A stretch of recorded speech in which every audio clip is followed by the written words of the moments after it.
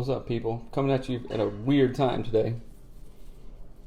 What's up, doofus Trip? Are you drinking this? Coffee? Yeah. How are you going to drink it? It's really overflowing. Nope. Don't shout at me. Good morning. Late morning. What's up? What's up, guy? Fieri? What if he was on and he was taking us to Flavortown? Guy Fieri takes me to Flavortown in my dreams. If he was on, he would be the best. Let's make that a goal. To get Guy Fieri to watch our show. That would be rad. Guy Fieri's marriage advice. Smoking hot. What's up, Melissa? Smoking hot. What's up, Steven? From Canada. Okay. All right, say something to our friends. Good morning. I thought Michelle's said Michael McHarg, and I was, whoa, you okay? Yeah. Okay. Melissa, I'm getting my hair colored today. Say a prayer. Say a prayer that it goes well. Are you going to get it with blonde highlights? I'm getting it fold. I'm getting a full I fold. don't know what that means. Foiled. Oh. Foils wool. I'm getting the, like, full foil balayage. I don't know. The bottom will be light and the top will be normal. Balayage? I could be wrong about what balayage is. I don't know what each thing is, and I'm not Are good you at it. impressed that I know what balayage is? I've talked to you about it, so no. Oh. I don't know stuff if you don't tell me. Yeah. Well, blonde, like the bottom's blonde. Are there color options? Oh, God, now I'm scared. Get it blonde. But are there colors of Red with blonde? blonde will look hot. Oh. Oh. You're in chemotherapy treatment? I'm going to definitely pray for you. Yes, we will. No, don't tell me to leave my hair. I've made this choice. It's so hard, wife in life. Just the bottoms. Let me feel fancy for once. Now I'm upset. Wife in life doesn't want me to change my hair. Melissa She's not does. married to you. Okay, let's go, God, girlfriend. this is driving me crazy. I'm not upset, wife in life. I just want to live. I just want to live. Thanks for joining us, guys. My hair is fancy. I want it to really feel appreciate it. fancy. Oh, Steven says do it. So, I agree with my man. blonde on Steven. natural, red is beautiful. Melissa says that. I trust Melissa. She's a hair lady. Mm-hmm. Has been a stylist A stall. in the South. Your hair is amazeballs. Don't touch. Steven says go do some fun colors with a special O-U-R-S. Canadian colors. Definitely do it. Okay, let's get this show on the road, girlfriend. It'll be fine. It'll grow out. Mullet. Set out a mullet like really not that long ago. No, But it was a fullet. It was a I had a full hog rat tail. mullet. Full hog mullet. Or a rat tail. Okay. Are we ready? Mm-hmm. All right. Here we go. We're talking about parenting this morning and how it affects marriage. All right. Check your levels real quick. Check. Come I on, guess baby. we're fine. Okay. Hello and welcome to the Anatomy of Marriage podcast. I'm your host, Melanie Studley. Good morning. My name is Seth Studley. I'm a licensed marriage and family therapist, and today is day 77, and we're going to talk about 10 things you should know about marriage and parenting. And we made this show, and this show is real help for real couples. We made this show because we had a very hard marriage. We got through it, and now we have an amazing marriage, and we want to share that with you. And as always, our show is brought to you by Audible. We love audiobooks. Like, we can't get enough of them. We want you to have that same joy in your life. So go to audibletrial.com/anatomy of marriage to get your free audiobook on us. Please do that. It helps us out, and it helps you out. That's right. We've been off for a couple of days, so we're glad to be back. We're going to talk about what's affecting us recently, which is marriage and parenting, and things that we wish that we knew. And today is episode 296, which is crazy. Almost 300. That's so nuts. Every time we record, we are live on Instagram and Facebook. So people are currently talking to us right now on Instagram and Facebook. We're talking about me bleaching my hair. Oh my goodness, this is a long... It's a very long review, but This it's is really hilarious. good. So this might be the best title to a review that we've had. And Okay. You just jumped right up. You just didn't give any transition there. So we're going to read a review of the day. That's right. And this review is titled, "This is the Beyonce of podcasts." I could not be more proud. So go ahead and read it. 5 stars. This is the Beyonce of podcasts. Seth and Melanie, you guys are the realest of real. My friend shared your Instagram with me months ago when you would go live to pray together each morning and ask each other your 4 questions. Love that. I saw that you had a podcast, and it took me a while to dive in because honestly, I hated all other podcasts I'd listened to in the past. I gave AOM a shot a couple of weeks while I was alone painting my house, needing something other than music to listen to, and became hooked. Holy guacamole, I couldn't believe how honest and real both of you were while knowing other people were listening. I've tried listening to so many other marriage resources, and I'm immediately turned off whenever it seems like the couple can't actually have a true conversation. I love that you guys see that the other is upset. You don't say, let's talk about it later. Instead, you say something like, let's hash it out right now. What an amazingly sacrificial thing to show others. I have listened to so many of your season 1 episodes and seriously look forward to joining in on Instagram every morning. Everything you guys talk about is helping my husband and I so much. My brain is being rewired in such healthy ways that your selflessness and hard work and all that you do. I love that you both not only give so much advice, but that you talk through these topics and give the listener real-time action steps. I truly don't understand how I've gone so long in my life in a 10-year relationship without realizing that listening to someone else have a real, raw discussion can be so helpful. I want to dress like other people, decorate like other people, make food like other people, go on trips like other people, work like other people, spend money like other people, parent like other people, but have never thought about wanting to argue like other people. That's funny. Watching you guys the other morning as you did the clearing structures was so inspirational, and it made me realize that I wanted to work through hard relationships and argue like other people, being you two. Your podcast is so healthy, it is life-changing, and it makes me want to be the freaking best wife and person I can be. You guys are amazing. Keep doing what you do. God has totally placed you both in a position to change people's lives. Heck yeah! Boom, High baby. five! This is the new one. Forearm. Boom. Okay. Yeah. Whoa. Okay. Thank you so much for that review. The Beyonce of Podcasts review by Church in a Treehouse. That is amazing. Thank you for sharing it. I just have to reiterate how much reviews mean to us. They're not just like, oh, we like to feel good.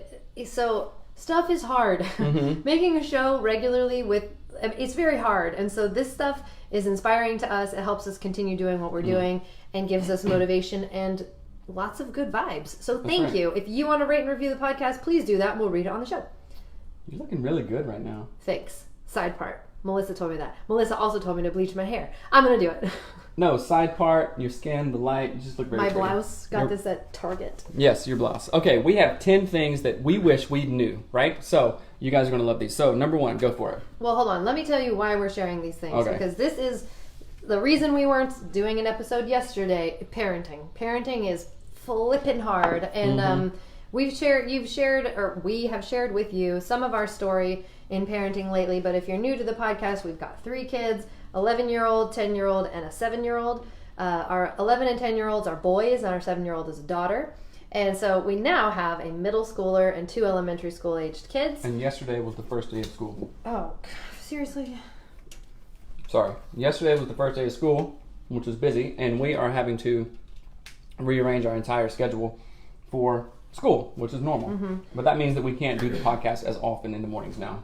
Please don't eat another one of those while we're talking. So we also have had some parenting stuff as we've transitioned. We recently moved. We live in an apartment while we're buying this other property, a giganto property. We're having to be in an apartment for a while, and that has dysregulated one of our children. It has completely torn the carpet out from beneath him, and he is having a very, very hard time. This summer has been extremely challenging.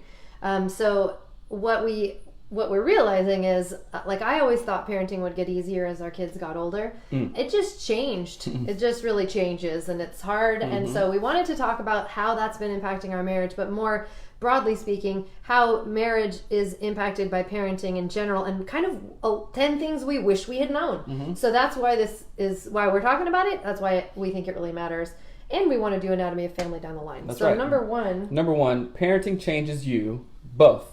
Both of you, the parents, biologically, psychologically, socially, and also spiritually. So how has it changed us and our relationship, like just even having kids and being parents? Well, I would say, so I'm going to reread that because I felt like you read it kind of weird. Oh. Parenting changes you both.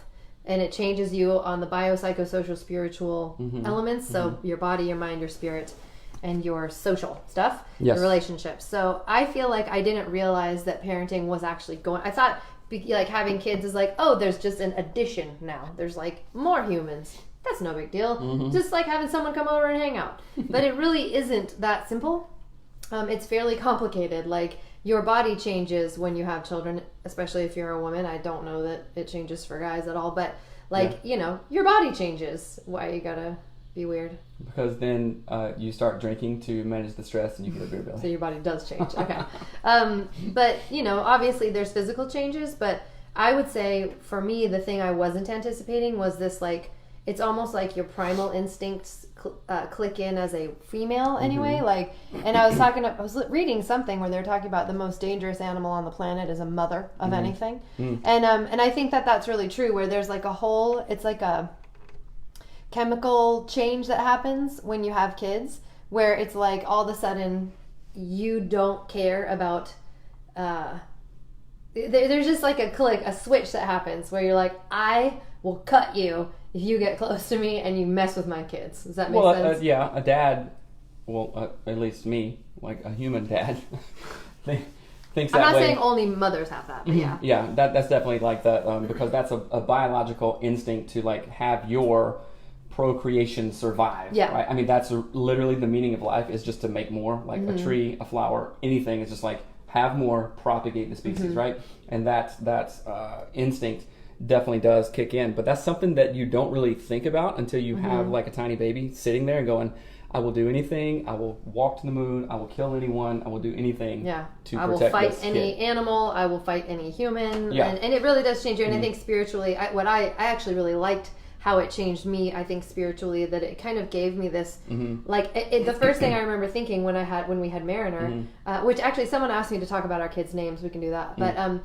when we had Mariner, it was our very first kid, and I'm looking at this kid, and the main thing that came to my mind after having him was, oh, everyone was a baby once. Mm-hmm. Like, my mom was a mm-hmm. baby. Like, Hitler was a baby. Like, Jesus was a baby. The Gandhi was a baby. Like, it was just this weird moment of like, humans were all babies once, and they had parents once, mm-hmm. and it was just very trippy, but also I really enjoyed that. Mm-hmm. The second thing, as I mentioned a little bit in the beginning, is that as your kids get older, I thought, oh, it'll get easier. It actually doesn't. It just gets different. Right, so let's read it. Now I'm going to correct you. It doesn't get easier as kids get older. It just changes, right? And when you have like kids, I mean, if kids are assumed healthy and, you know, on the regular developmental scale, it's like, you know, 4 years old, 5 years old, it's kind of easy. Mm-hmm. Like, you think it's hard, oh, this baby's just crying, all this stuff. But no, they're just babies and they don't know anything. Mm-hmm. Melissa wrote, it's a different kind of difficult. Yeah, that's a good way to put it. Yeah, exactly. And it's like, you know, maybe 1 to 4, 1 to 5, it's like they don't know anything. They do everything with you. You tell them what to do, all this stuff, right? But then 6, 7, 8, 9, and then our oldest is almost 12, their personalities mm-hmm. come out. You know, their Enneagram style mm-hmm. comes out. Their strengths and their difficulties come out. And then that's where you got to go, oh, okay, I'm not just, you know, parenting a blob who does whatever here. Yeah, an amorphous blob. They have ideas and thoughts and feelings and opinions mm-hmm. and all kinds of stuff. And it's our job as a parent, as a healthy parent, to really foster and facilitate and teach in a good way all these things. Mm-hmm. And if I could go back maybe 5 years, I would really, really have paid attention to that, mm-hmm. you know, and like, because we were talking about yesterday, like sometimes our kids are just little S's, right? Mm-hmm. And they're rude and stuff, and it hurts your feelings. You're in here crying. Yeah, you know? And I went and talked to Mariner. I was like, Mariner, you hurt your mom's feelings because of this, this, and this, and this. And I don't know what I made him come in here, and I know you guys had a conversation and stuff, and hopefully that was repairing. Mm-hmm. But it's like I would have tried to instill that more. You know, I think we were really heavily caught up in doing our own thing, like our careers, the podcast, which isn't, you know, as old as our kids, obviously, but we were really focused on other things, thinking it's cool, you know. So I would kind of mm-hmm. rechange that. Well, I would just say, as number 2 is, it doesn't get easier as kids get older. It just changes. is like when they're little, there's lots of physical. It's like you're holding kids, you're feeding kids, you're cleaning kids, you're putting them to bed, they're getting up at night, you're putting them back to bed. Like there's lots of physicalness in it. But as they get, to like 7 years and older, then it becomes this weird, like they're developing a mind, they're developing like thoughts and processing, and they're having to navigate friendships, they're having to navigate bullying, they're having to navigate wanting to bully someone, they're having to navigate relationships with cousins and school, and there's just so all of a sudden it becomes the level of complexity blossoms immensely. But that's like the first of several sort of unfolding of complexity as your kids get older, and the harder it gets, harder as they get older, more important relationships they start dating, maybe not harder, but like the stakes are higher, yeah, it is. Well, I mean, it feels much more weighty because they can tell you it's weighty. When they're little, they can't tell you, so it's just sort of like you're deaf to it. It's still very important, which is a crazy dynamic. The third thing that I really wish I had known before we had kids was that teamwork really does make the dream work. Like I think lots of families. I thought that said teamwork doesn't make the dream work. I was like, no.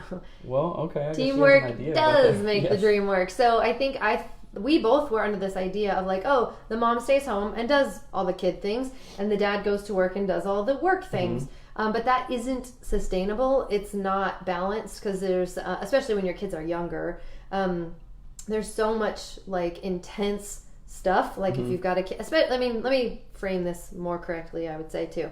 Our middle son has for literally 8 years cried about many things every day, without fail.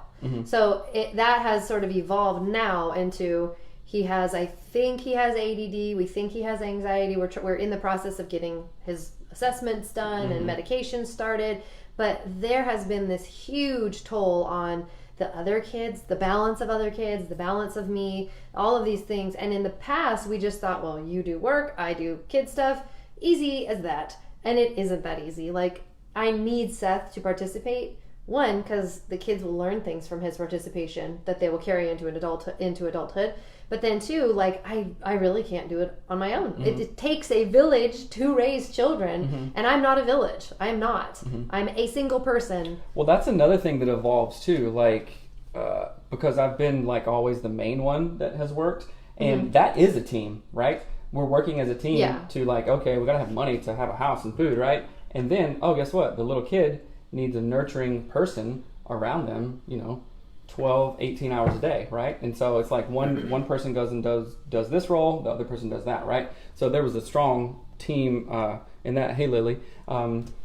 In that, but then that also evolves too. It's like, okay, this version of a team isn't what's needed right now. So let's retweak that. Let's revamp that. When the kids were littler and their issues were physical things like a dirty diaper, it was easier to have that very clean line of like, oh, this is my job, that's your job. You work, I do the house stuff. That felt easier. But as they're older and it's like, oh, we have things like we have to rent a violin now and fill out paperwork, and I have to fill, like there's just this like array of things that are it's more complicated.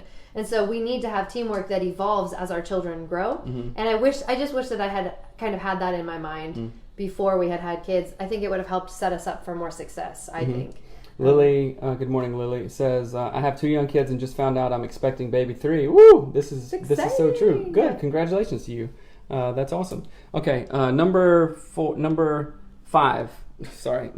You both have to be all in no matter what. So what does that mean to you?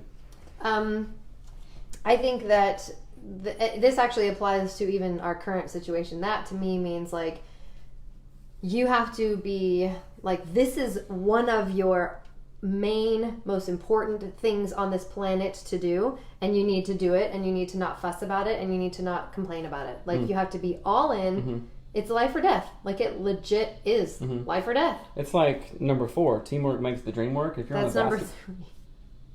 Whatever. Number 3, teamwork makes the dream work. If you're on a basketball team, a 5-man basketball team, and one guy is just kind of slouching around, it's like, dude, come on, get it together. It drags everything down. It drags everything down. So, you all have to be, if you want a team to work, all members have to be all in, right? And this is something that I've discovered throughout work with the Enneagram just in the last couple of weeks. It's like I have always, according to Enneagram 9 and just my history, always like had some level of like checking out. Like do the work, go, and then just zone out, check out, you know, because it's like being on all the time. And so that's really something that I'm managing in a different way. So I can be a part of the team that makes the dream happen and then both be all in no matter what. And I see that change in you and think it's awesome because it's like even last night you made dinner and cleaned the entire kitchen.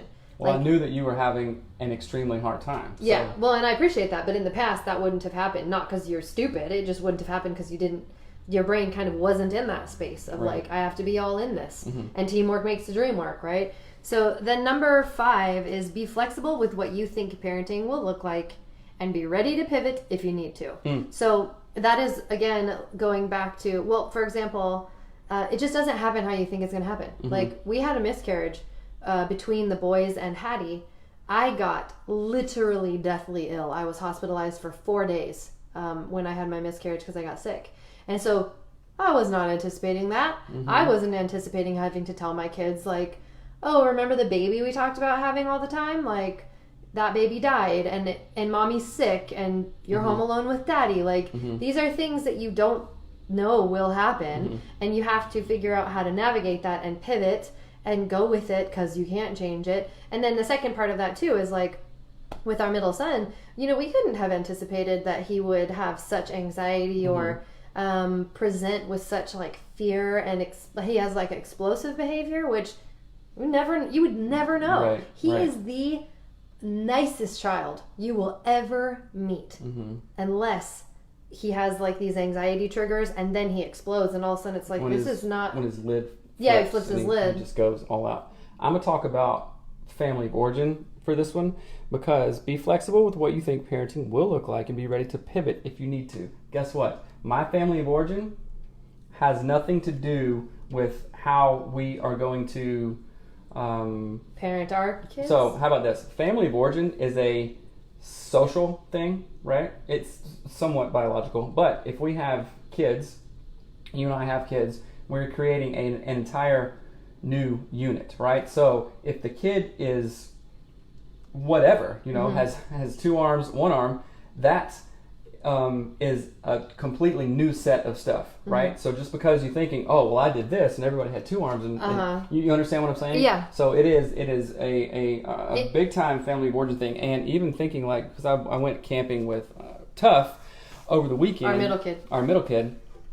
And he did some things that are part of him, right? And some of those things were like, oh, this is maybe being too much for other people. My 9 was coming out, and I was like, hey, don't do this. But then I was just sit back and be like, it's him, whatever, you know? And especially growing up in a Southern family of origin, it's like, okay, you do everything cool. You keep the peace to some degree. You know, have a good face the whole time. But a lot of that was just blown out of the water. And guess what? Nobody cared. Yeah.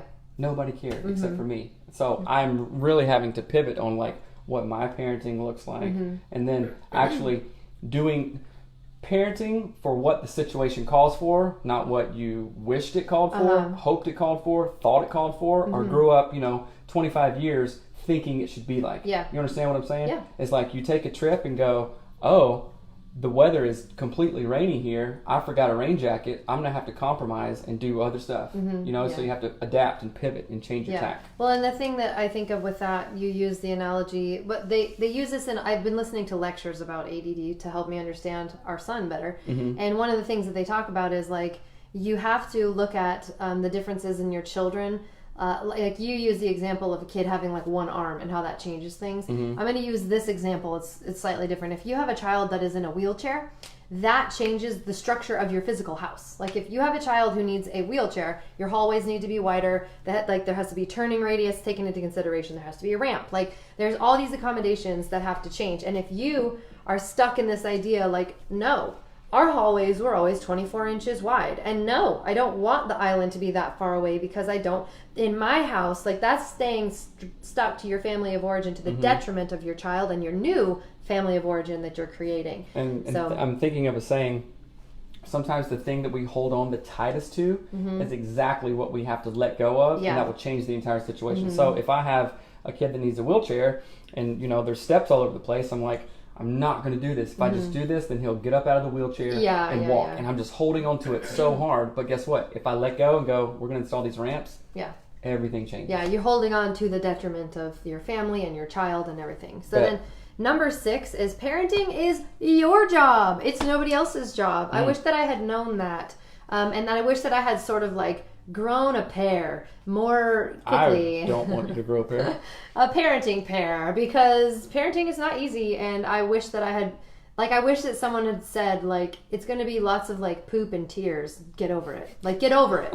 Because it is. It's like, there's times when you're like, this is really overwhelming because there's poop everywhere, or this is really overwhelming because I want to cry and they want to cry and everyone's crying, right?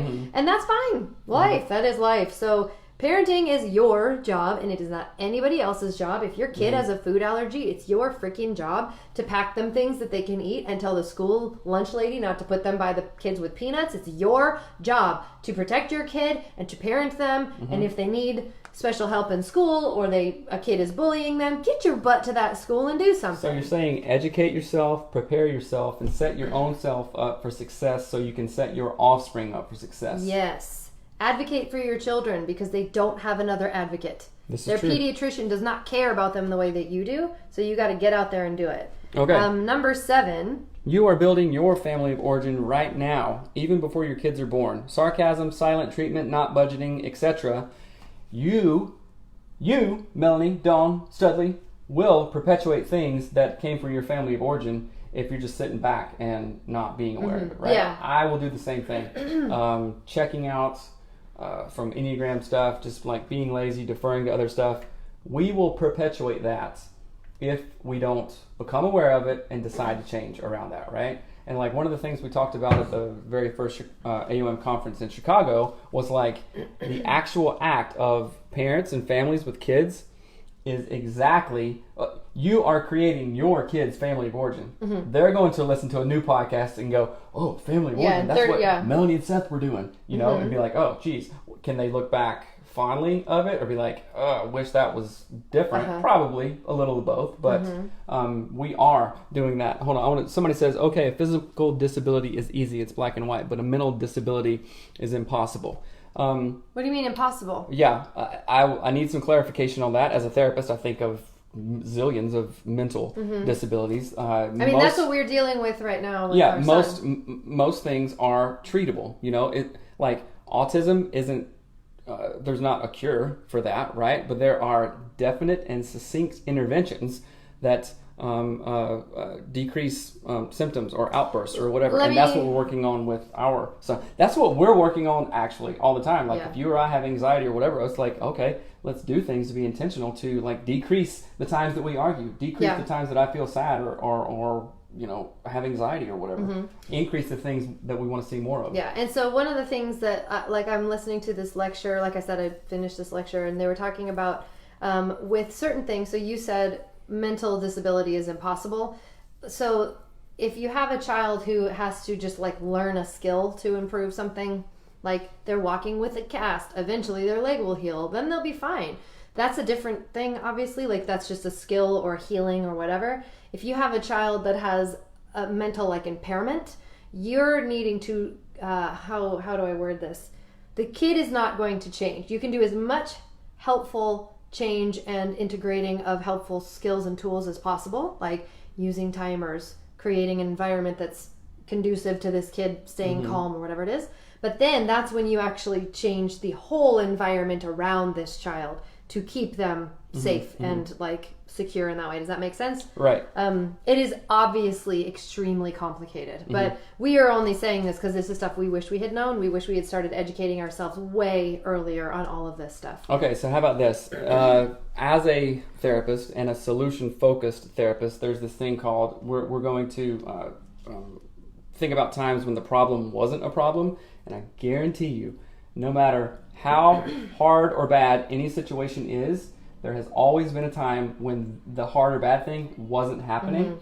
So then you're going to look at everything that led up to that, right? Yeah. Everything that happened after that. And then you're going to try to recreate those things, like you were saying. Mm-hmm. Impossible. You not only have to educate yourself, but every single person around you. My son has FAS. Yes, that is just like autism. That's not going to change. It has a lifetime of learning. I don't think I will ever get it. No, But I want to just really challenge you on just the term "get it."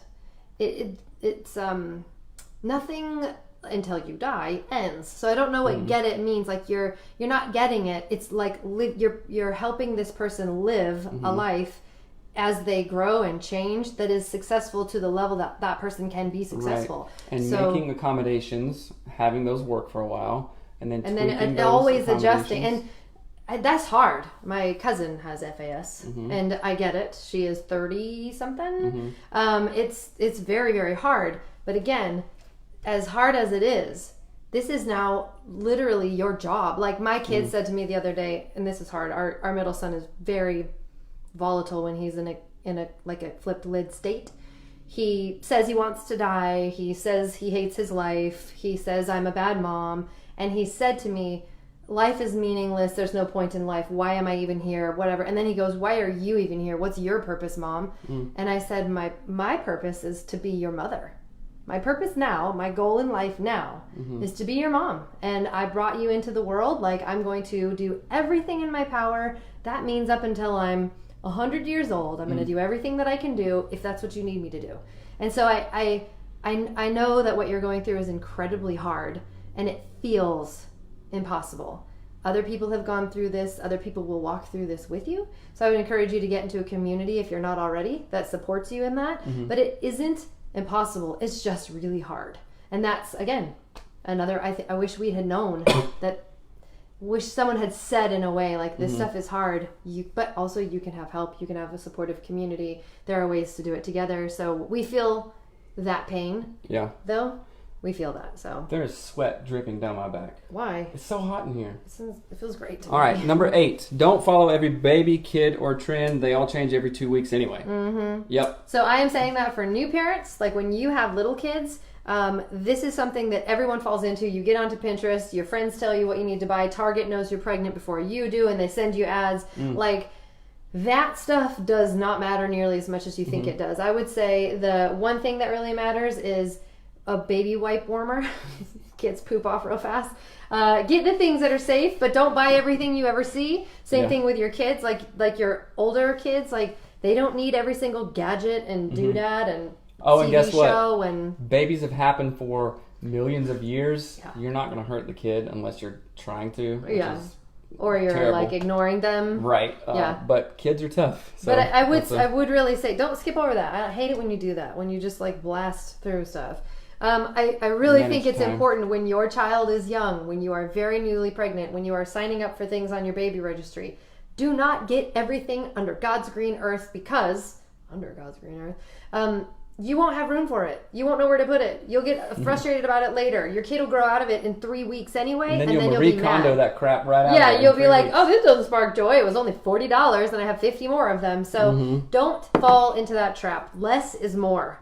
Actually, that's number 9. That's number 9 on my list is less is so much more. Less stuff, less clothes, less toys, less options, less everything. Less ambiguity. More clarity is better. Less is more. Like, don't fall for the thing that your kid needs all the gadgets, all the stuff, every single thing. You want to know what I think about that? Tell me. We'll go back to the term that I've coined, the lunch lady syndrome, right? In elementary school, walking down that line, I was just hungry. I didn't have 559 choices. Yeah. The lunch lady with her, scraggly beard. With her beard net. And her hair net. Gave me a rectangle slice of pizza and gross mashed potatoes, right? And guess what? I ate fine, it. And chocolate milk, right? I ate it. I didn't have all these choices, and it was anxiety free. Yeah. Maybe I didn't like it, but I just dealt with it, right? Yeah. So this is something that we've really done. It was like, oh, kids have to have this and this and this. And then it's called decision fatigue, right? We get decision fatigue, lunch lady syndrome. I like that. Better. But yeah, you don't need that thing. Take it out of your own life before you try to do it with your kids. It'll be way easier. Yeah. Well, and the other thing too is that this was sort of a forced function. I'm the youngest kid in my family, so we have hand-me-downs galore. We have hand-me-downs from neighbors and cousins and everyone. Like, we just get so many. We would get baby clothes and toys and books and blah. So we literally would have 5 times as much stuff as we would ever buy because we couldn't have afforded it. So we would get all this hand-me-down things, and then our kids would not want to get rid of it. So we actually had gone through several times we've done this where we've taken, as if we are going to purge almost everything, we've taken it out of the kids' rooms, put it up in an attic, and then the kids are like so much happier. When they don't even remember. They don't care. They don't care when they don't have their stuff. But if they're staring at it going, I don't want to get rid of this My Little Pony sparkly backpack that's ripped in 5 places. You hate me, Mom. Like, no, put it in the attic and they won't remember or care. And then donate it to Goodwill when they're not looking. There you go. But it really is, I swear to you, I wish I had known, like, have a limit to the amount of things that you will buy and have for your children. If you can't fit it into one dresser, do not be tempted to buy a second dresser. Get rid of crap that they don't wear. This makes laundry about 1,000 times easier. We do about 2 loads of laundry a week total. Maybe 3, including towels. We wash all of our clothes together. We don't really separate darks from lights. We have barely any clothes, and it's flipping fantastic. Right. And I don't look like a greasy dirt bag, and you don't either. And your kids won't either. It'll save you a lot of money. Our kids do, but we don't. Yeah, they kind of do. All right, number 10. If you would like to keep your sanity, use charts. Yes. Use charts. I would say use charts for your own stuff, too. I use a chart now. Charts and, like, to-do lists and stuff. To-do list. Have a plan for the day. Write it out. Be intentional. And this stuff works as well with adults. Works as well with kids as it does adults. Yeah. In fact, I would argue that... Go to the kitchen. Will you go to the kitchen and get our charts? Sure. Well, you can say what you were going to argue. I'll talk more about it. I'm going to show you our charts that we use. I'm going to share pictures of them on our website as well. And probably eventually I'll make ones that you can purchase because these are so incredibly helpful. And I've just done them from years of struggling with getting the kids ready in the morning, getting them in bed at night. And it removes like decision fatigue. It's that same concept pretty much. So these are their school charts. All right. And they are like a piece of lined paper that I wrote on with a Sharpie, and then I laminated that bad boy, at the UPS store. And so they're different for each kid because each kid has different needs. So like you have breakfast, put your clothes on, backpack and lunch ready, like water bottle ready, blah blah blah. But then he has, clean up his bedroom and the living room. And here's another thing. It's called the Studley 5. Show respect, make a decision, solve problems, be safe, think of others. And just these are interventions and reminders, right? And they really work well, and it gives the kids a sense of continuity, of regularness, consistency, and consistency. Here's Hattie's, like, she doesn't check them off. She makes little smiley faces.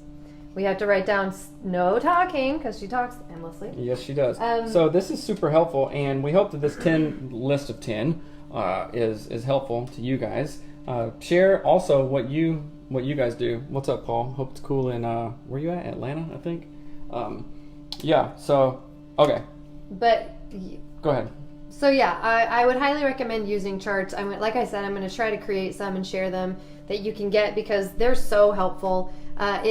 We literally have to use them multiple times a day, in the morning and at night. And if our kids go to like grandma's house, we have charts. We have expectations. We have behavior expectations. We have the time we're coming home, the time we're leaving, like what are we going to eat? Or like all of it is written down so your kids don't fight with you. They don't try to fuss with you because our kids think that boundaries are bad, but without boundaries, they are like demons. And so to have boundaries makes them actually feel a lot better. That's and right. They will behave. I mean, they see the value of it unless they're irritated. But okay, so I'm going to change gears for a second. There's a couple of things that we want to talk about, some updates, and this wasn't on the list, but y'all, we are going to fly into LA next week, right? Los Angeles, to be on a show called the Love Hour Podcast. You guys, if you haven't checked that out, they are so funny. It is a trip. Like Kev on stage and Miss Kev on stage is Kevin and Melissa. They are so funny, and I'm so glad that we got to hook up together, and I'm so glad they just make the show because it is awesome. So you gotta check out the Love Hour podcast. Yeah. We're going to be on their show next week, and we're flying down to LA to do an in-person interview, which is really awesome. And they're going to be on our show too. And I don't know when that'll drop, but it'll be soon. Yeah. But y'all, for real, check them out. Like they have tons of wisdom. They are hilarious and they're awesome. Kev is a comedian, and he's we have some things in common. Me and Kev. Oh, jeez, I don't know about that, but go check it out. Yeah, I'm really excited about it, and I was listening to one of their episodes. It was all about communication, and it actually inspired me to create what I am calling the clearing structure sandwich, because I realized stuff was missing from the clearing structure that would have helped in the first version. So it's like clearing structure 2.0, but it's called the clearing structure sandwich because it's a mixture of tools. I am so excited about it, and I want to release it. I want to talk to them about it and see if they want to release it and talk about it on the show. And then I'll release like the PDF version people can use, because it's like way better. I feel like it's way better, and I'm super excited. It was totally inspired by them, like not intentionally, it just happened. So they're super we're excited rad. about that. So also we have the AOM Mastermind coming up. That's going to launch. I'm not sure exactly of the date. It's going to launch soon. It will be a paid group, so you guys check out for that, because anything we pay for, we value more. We simply value it more. And like, we have had a coach for the last, I think, about 45 days, and it has changed our freaking lives, right? So if you want to get in on this AOM Mastermind group, it's a monthly paid thing. You can pay larger chunks, and it's cheaper that way, but that will be dropping really soon, so I want you guys to think about it and put it in your brains. And if you're interested in it, you can send us an email at hello@anatomyofmarriage.com to let us know. Like, we don't have the official email sign up thing yet, but we'll get it there. If you're interested and you want to reserve a spot, there will be limited spots. Send us an email at hello@anatomyofmarriage.com. But that should be coming in the next month and a half. We're just trying to get we're trying to prepare everybody for big changes that are coming up. Lots and lots of stuff is changing, but it's all going to be really good. It's all sort of like changing in a way that helps us be more helpful. If that makes sense. We're excited about it. It's growth and adapting, and also changes for our own family style too. Like, the kids are back in school. We got a bunch of stuff coming up, and we're like, okay, how can we manage this? And this may be sad news, but it's not really sad news. We're gonna have to taper down the 100 days of Q&A, because we can't do the show every single day. With the middle schooler, our schedule there is not time. It's too crazy. And I was thinking of this, like, I haven't done anything for 100 days straight, like literally ever. Like, have you ever decided to go, okay, the next 100 days I'm doing this no matter what? I eat, sleep, and breathe and pee. Okay, right. Other than normal biological functions, right? I'm going to work out every day. I've been sarcastic 100 days straight. Well, you've been that for 1,000,000 days straight. Anyway, we did that, right? And it's awesome. And we're almost to a second 100-day session, but I don't think we can do it. But doesn't mean that we're going away or anything. We're still going to create content. You're going to have more access to all this stuff in the mastermind, so it's just definitely in a different way. In a different way. Thanks, Jenny. She says, so grateful for y'all and your work. Jenny. I love Jenny. Sorry, using your first name, but she's a SPU colleague. Oh, so, fun. Yeah, we think alike. Anyway.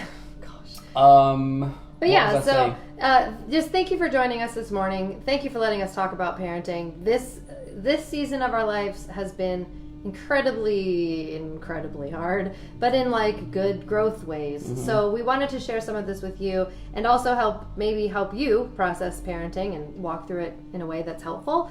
So we encourage you to continue to join our online groups, the men's and women's Facebook pages. They are so amazing. They're so supportive. Go there. They're free. Join them. They're awesome. Those are free, but the paid groups will even have more enriched content. Lay off of it. We get it. But anyway, if you have not rated and reviewed the podcast, please go ahead and do that. It helps us out tremendously. It helps people know that the show is worth their time. So that's all I have to say. One last thing. Because we're going to be in LA next week, we're going to try to do an LA meetup. We know that literally tens of thousands people listen in the LA area. So if you want to meet up, have some, I don't know, tacos probably, then I would love to meet you guys. Someone from LA needs to tell us where we should go and what we should do. Yeah, but maybe go to Stan's Donuts. I'm not as fancy as LA people, so I'm majorly intimidated by going there. Don't be. I am. So anyway. It's pretty crazy. But anyway, LA meetup, that'll be rad. So, all right, catch us later, guys. Have a lovely day. Bye. Bye. That vacuum. I know. Except I love those. It's a whole van that's a vacuum. The vacuum van. Okay, guys. Vacuum. Love you.